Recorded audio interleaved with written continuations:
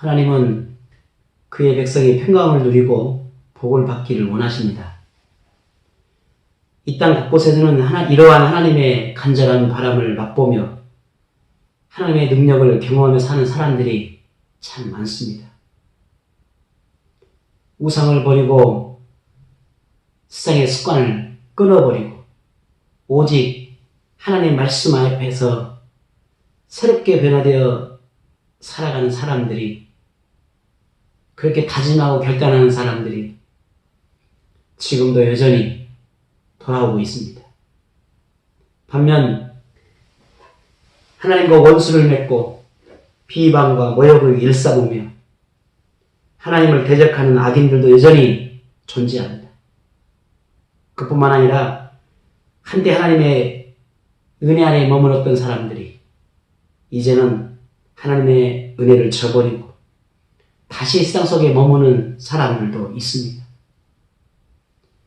또한 그리스도인에도 그리스도인의 정체성을 잃어버리고 종교인으로 전락해버린 사람들도 있습니다. 이들에게는 이미 하나님의 심판이 임했습니다. 강력해 보이고 영원할 것 같은 것들이 무너져 내리고 하나님을 부정하며 불의와 악행을 일삼는 개인과 나라들을 향해 하나님은 심판을 멈추지 않습니다. 최근 코로나 사태가 인류에 미치는 영향이 참 많습니다. 여러 가지 다양한 변화를 일으키고 있습니다. 그래도 감사한 것은 세계 각국에서는 비록 작은 움직임이지만 하나님을 찾지 않았던 나라와 민족이 다시 하나님께 도움을 구하는 기도가 드려지고 있고, 인류 역사에서 하나님의 능력이 필요하다는 것을 인정하게 되는 또 그런 기회가 되고 있고, 이와 같은 이 모든 변화는 참 너무 감사한 일입니다. 그뿐만 아니라 우리 모두의 어쩌면 소망이었는지도 모릅니다. 하나님을 빙자한 거짓말과 거짓으로 가정과 국민과 나라를 대상으로 사기 행각을 벌이는 이단 신천지의 실체가 만천하에 드러나고 있습니다. 권력과 야합하며 나라를 쥐락펴락하고자 했던 그들의 그 무서운 어둠의 야욕이 드러나고 있습니다. 하나님은 이번 이 코로나19 사태로 브레이크가 고장난 그런 불타는 자동차와 같은 이 신천지를 멈추게 하는 것입니다. 그 어떤 사람은 이것을 인정할지, 아니 인정하지 않겠지만 저는 분명 하나님의 역사하심이라 그리 믿습니다. 그렇게 그들의 검은 속내를 낱낱이 드러나고 있습니다. 그들이 이런 날이 있을 거라고 상상이나 했을까요? 아닐 것입니다. 성경 말씀 계시를 받았다고 말하는 이만희는 오늘 같은 이런 일이 있을 거라는 것을 계시를 받았을까요? 아마 계시를 받지 못했으니까 이와 같은 일들이 있었을 것입니다. 자, 그렇다면 교회와 하나님의 백성들을 향한 하나님의 메시지는 무엇이겠습니까? 성전 예배가 무너지고 아무도 예배할 수 없게 되었을 때, 하나님을 자유롭게 만날 수 없을 때, 하나님의 백성들을 어떤 선택을 할까? 하나님의 자녀들은 어떤 선택을 할까? 오늘 저와 여러분은 어떻게 하나님 앞에 정직한 예배자로 살아가고 있습니까? 하나님을 찾지 않는 자녀들을 바라보시며 하나님을 필요로 하지 않는 이 땅의 백성들을 바라보며 심판자와 구원할 자를 나누시는 그 아버지 하나님의 마음을 하나님의 자녀는 알고 있을까? 하나님의 자녀를 바라보며 고통스러워 하시는 그 마음을 하나님의 자녀는 알고 있을까? 하나님의 흘리신 눈물의 의미를 하나님의 자녀라고 말하는 오늘 우리는 알고 있을까요? 심판의 손을 들어야만 하는 하나님의 그 마음은 어떠하실까요? 그럼에도 공의를 행하시고 정의를 실현하셔야 하는 하나님은 반드시 심판을 행하십니다. 하나님의 공의는 사라지지 않고 하나님의 정의는 변함이 없고 이 놀라운 진리는 반드시 하나님께서 행하십니다. 그리고 구원할 자와 심판할 자를 분명하게 나누시고 그 합당한 책임을 물으십니다. 하나님은 악인에게는 심판자이시지만 어떤 상황과 환경 속에서도 하나님을 찾고 의지하는 진정한 믿음을 소유한 백성들을 위로하고 그들의 신실함에 대한 은혜를 베푸시는 분이 또한 하나님이십니다. 하나님은 이러한 성품을 다윗을 통해 보여주셨습니다. 본문 47절에 이 하나님이 나를 위하여 보복해 주셨다 라고 고백했습니다. 이것이 사실입니다. 원수를 향한 하나님의 심판은 하나님을 사랑하고 경배하며 오직 하나님의 말씀에 순종하고자 하는 이 다윗을 향한 위로였습니다. 반면 원수들을 향해서는 하나님의 정의를 행하시는 것이었습니다. 하나님이 행하시는 모든 일은 오직 하나님을 사랑하는 백성들을 위한 것입니다. 믿음을 지키고자 하는 그들을 향한 위로, 말씀을 따라 순종의 삶을 살아가고자 하는 그들을 향한 위로, 힘들고 어렵고 고통 중에서도 오직 하나님을 향한 믿음으로 살고자 하는 그들을 향한 위로, 그것이 하나님이 행하시는 심판입니다. 만일 이 땅이 무너지고 없어질지라도 그것이 하나님의 자녀를 위한 것이라면 행하십니다. 대항이 멈추고 시간을 멈춰야 한다면 하나님은 하나님의 자녀를 위해서 행하실 것입니다. 땅이 갈라지고 우주가 흔들리는 그런 일이 필요하다면 하나님은 역시 하나님의 자녀를 위해서 오늘 저와 여러분을 위해서 행하실 것입니다. 이와 같은 하나님의 행위에 대해서 세상 사람들은 이해할 수 없습니다. 아니, 이해하려 하지 않습니다. 용납하지도 않을 것입니다. 받아들이지도 않을 것입니다. 왜냐하면 자신들의 생각 속에 결코 그와 같은 하나님의 행위를 이해할 수 없기 때문입니다. 하지만 하나님은 인간의 생각을 뛰어넘습니다. 하나님은 더 넓게, 더 멀리, 더 깊게 보며 완벽한 하나님의 계획을 행하시기 때문입니다.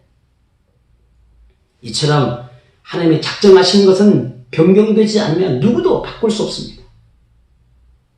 하나님은 우리에게 이해를 구할 필요가 없습니다. 허락을 받을 필요도 없습니다. 유한한 우리는 하나님이 행하신 그 모든 것을 단지 믿음으로 따를 뿐입니다. 다만 우리는 하나님께서 행하신 결과에 대해 수용하고 순종하며 더 신뢰할 뿐입니다. 완벽하신 하나님, 실수하지 않으시는 하나님, 사랑하는 자녀를 위해 일하시는 하나님의 완벽한 심판에 대해 다윗은 그렇게 일하시는 하나님을 찬양하며 그 놀라운 능력을 오늘 선포하고 있습니다. 46절에 여호와는 살아계시니 나의 반석을 찬송하며 내 구원의 하나님을 높일지로다 했습니다. 우리 하나님은 찬양받기에 합당하신 분이십니다. 아멘. 하나님의 자녀의 입술의 고백을 받으셔야 할 분입니다. 아멘. 하나님의 이름은 세상 곳곳에서 선포되어야 하고 모든 열방이 자랑하고 경배해야 할 분이십니다. 하나님을 경배하며 찬양함을 마땅하게 여기며 영원히 그 이름을 높이는 하나님의 자녀이기를 바랍니다. 하나님이 오늘 여러분을 위해 행하신 모든 일들을 찬양하시기를 바랍니다. 선포하시기를 바랍니다. 자랑하시기를 바랍니다. 이제는 하나님이 다윗을 위해 어떤 일을 행하셨는지를 보겠습니다. 다윗은 하나님을 끝까지 의지할 때 그의 인생을 어떻게 책임지셨는지, 그를 위해 어떠한 일들을 행하셨는지를 구체적으로 고백하고 있습니다. 일개 목동에 지나지 않았던 다윗, 그야말로 촌뜨기와 같은 다윗, 그마저도 도망자가 되어 비참한 생활을 해야 했던 다윗, 힘없고 능력없어 보였던 다윗, 초라한 인생으로 살아갈 것만 같은 그런 다윗, 그런 다윗에게 하나님은 유일한 희망이었습니다. 그렇게 하나님께 희망을 두고 살았던 다윗, 그래서 하나님께 억울함을 호소하고 고통 중에 부르짖을 때 하나님은 다윗을 위해 일하셨습니다. 본문 43절에 주께서 나를 백성의 다툼에서 건지시고 여러 민족의 으뜸으로 삼으셨으니 내가 알지 못하는 백성이 나를 섬기리다 했습니다. 바닥에 떨어진 인생을 꼭대기가 되게 하셨다는 말입니다. 일개의 목동을 왕이 되게 하셨다는 말입니다. 이게 상상이나 할 수 있는 일이겠습니까? 인정받지 못하던 다윗을 이제는 알지 못한 사람들까지도 그를 섬기게 하셨습니다. 이어 44절에 그들이 내 소문을 들은 즉시로 내게 청종하며 이방인들이 내게 복종하리로다 선포합니다.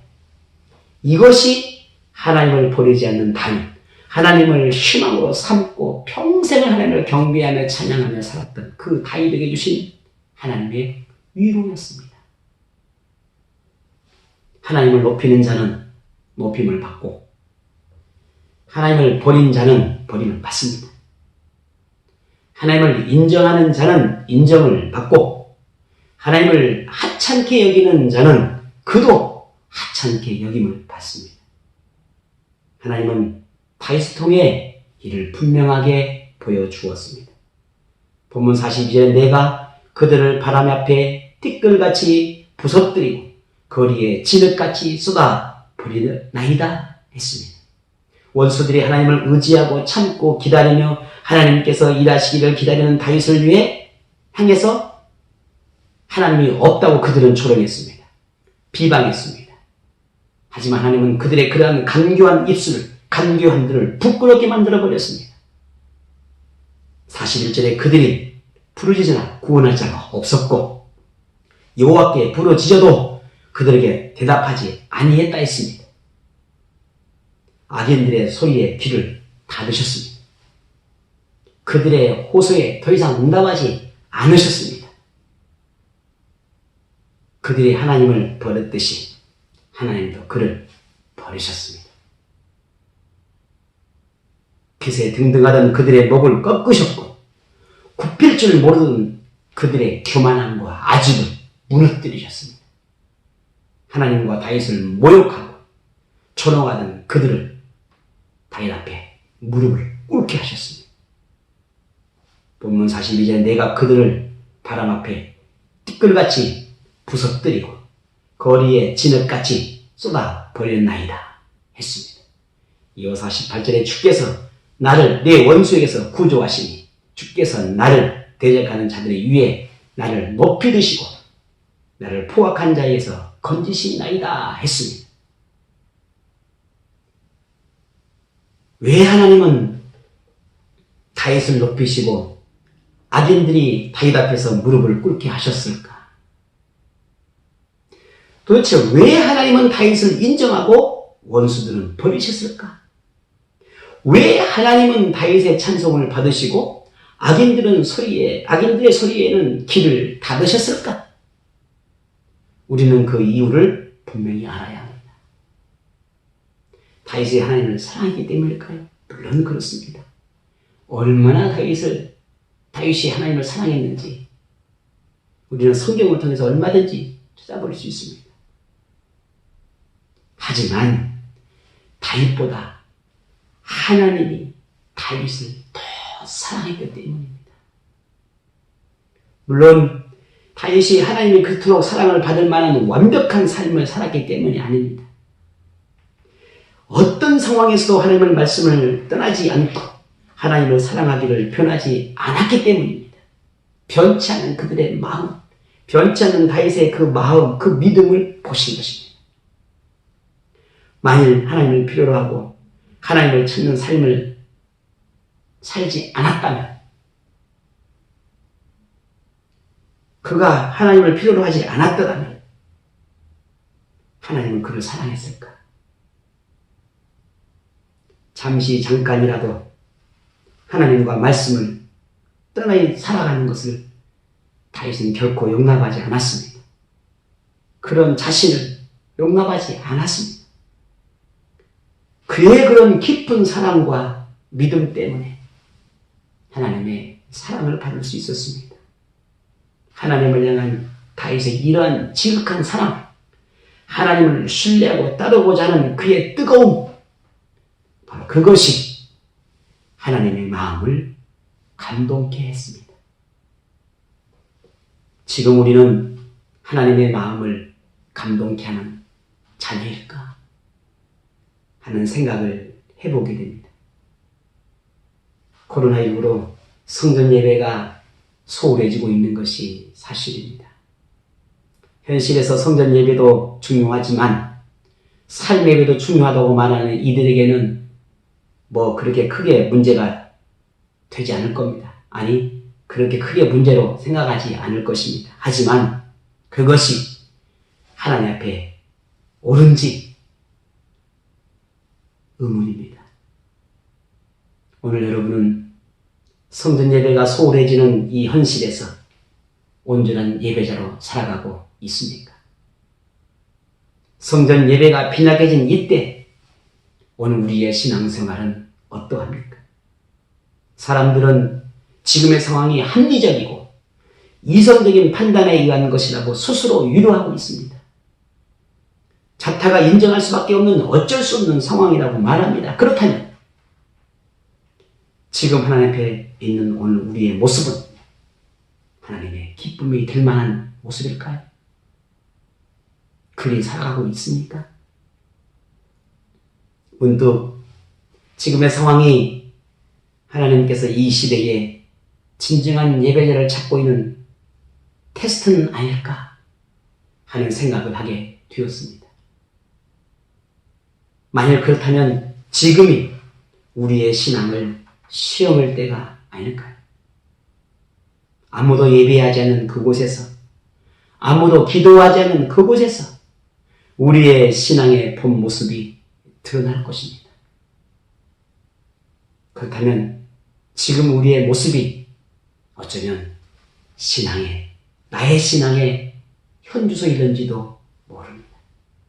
그 모습이 어떠하든 그것이 나의 신앙의 모습은 아니겠습니까? 다윗이 그토록 하나님께 사랑받은 이유는 참 많습니다. 시편뿐만 아니라 다윗의 일생을 보게 될 때에 하나님을 사랑할 수밖에 없는, 하나님이 다윗을 사랑할 수밖에 없는 그 많은 이유들이 있었다는 걸 우리는 알고 있습니다. 성전에서 예배하고 싶고 매일의 삶 가운데 하나님을 찾고 만나기를 갈망하며 자신이 혹이라도 흐트러지지 않으려고 했던 그 신앙의 집념, 참으로 놀라웠습니다. 비록 생전에 성전을 지어 드릴 수는 없었지만 하나님을 향한 예배만큼은 누구보다 간절했고 진정한 마음을 가진 다윗이었습니다. 그것이 하나님이 다윗을 사랑하는 이유였습니다. 그런 다윗의 애끓는 사랑에 하나님도 감동하셨고 그래서 그의 인생을 책임지셨습니다. 다윗 앞에 원수를 굴복시키고 복종하게 하신 그 모든 것이 하나님이 다윗을 사랑했기 때문입니다. 어떤 시련 앞에서도 어떤 상황에서도 하나님께 부끄럽지 않게 신앙을 지키고 했던 그의 간절한 열망에 대해서 하나님은 그를 위로해 주고 싶었습니다. 우리도 다윗과 같은 하나님을 향한 예배자의 마음을 갖기를 원합니다. 그래서 하나님께서 다윗을 위해 일하셨던 것처럼 오늘 저와 여러분을 위해 일하시는 하나님의 그 능력을 경험하고 자랑할 수 있게 되기를 바랍니다. 하나님이 다윗에게 베푸신 은혜는 잠시 잠깐의 위기를 극복하는 상황을 바꿔놓은 정도가 아니었습니다. 그는 고백합니다. 여호와께서 그 왕에게 큰 구원을 주시며 기름 부음 받은 자에게 인자를 베푸시며 영원토록 다윗과 그 후손에게로다. 원수가 넘어뜨리지 못하도록 다윗뿐만 아니라 그의 후손에게까지 보호하시겠다는 약속의 말씀입니다. 다윗만 책임지겠다는 것이 아니라 그의 후손까지 책임지겠다는 겁니다. 다윗의 그 신앙을 이어받은 그의 모든 후손까지도 하나님께서 책임지겠다는 것입니다. 그런데 이 놀라운 약속의 말씀은 이미 이루어진 말씀이었고 약속한 말씀이었습니다. 다윗은 이 말씀을 믿었습니다. 출애굽기 20장 6절에 나를 사랑하고 내 계명을 지키는 자에게는 천대까지 은혜를 베푸시느니라. 아멘 하셨습니다. 이 약속의 말씀이 오늘 저와 여러분 모두에게 임하기를 축복합니다. 그런데 오늘 본문의 말씀 중요한 것은 천대까지 나를 은혜를 베푸신다 약속의 말씀 앞에 나를 사랑하고 내 계명을 지키는 자에게 베푸신다 하셨다는 이 놀라운 말씀을 우리는 결코 잊지 말아야 하겠습니다. 우리가 육체의 삶을 사는 동안 어떤 일을 만나든지 아무도 알 수가 없습니다.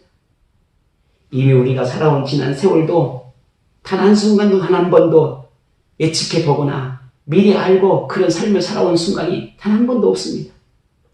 그런데도 지금까지 그 세월을 지내온 것은 오직 하나님의 돌보심이었다는 것을 우리는 인정하게 됩니다. 수없이 많은 장애물을 만나고 넘어지고 일어남을 반복하고 상처받기도 하고 또 상처를 치료받기도 하고 은혜를 묻고 울며 그 하나님이 계셨기 때문입니다. 나를 사랑하신 그 하나님이 계셨기 때문입니다. 오직 나를 위해 오늘 여러분을 위해 일하셨던 그 하나님이 우리를 붙드셨기 때문입니다.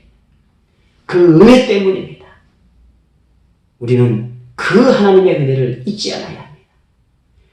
나를 위해 일하신 그 하나님의 은혜를 잊지 말아야 합니다. 지금도 나를 위해 일하고 계신 그 하나님의 은혜를 잊지 않아야 합니다. 지금도 나를 위해 일하고 계시는 그 하나님, 우리는 어떻게 그분에게 응답해야 하겠습니까?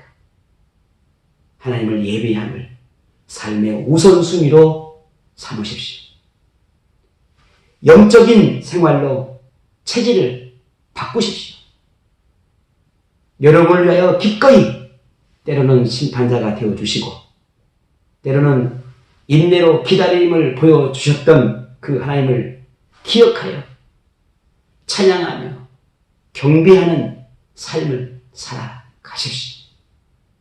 다윗은 본문 49절에 여호와의 이름으로 내가 이방 나라 중에서 주께 감사하며 주의 이름을 찬송하리라 선포했습니다.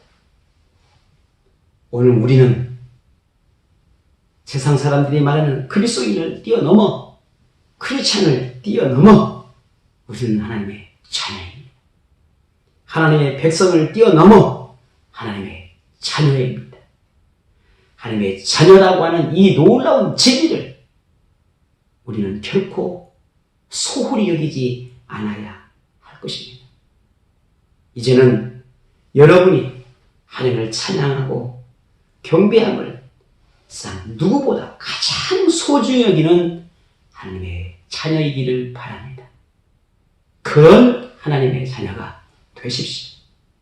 여러분도 여러분의 삶을 인도해 가고 계시는 그 하나님을 아버지로 고백하고 아버지 하나님께 감사하는 자녀가 되십시오. 하나님은 여러분을 위해 영원히 원수들을 무너뜨리고 여러분을 견고하게 지키실 것입니다. 하나님을 영원히 찬양하며 거룩함에 거하는 자녀가 되기를 주의 이름으로 부탁을 드립니다. 지금도 나를 위해 일하고 계시는 하나님, 지금도 여러분을 위해 일하고 계시는 하나님, 오늘 우리를 위해 무엇이든 할 수 있는 하나님, 그 하나님 앞에 거룩한 삶을 삶으로 하나님의 복을 받아 누리는 축복이 여러분 모두 임하기를 축복합니다.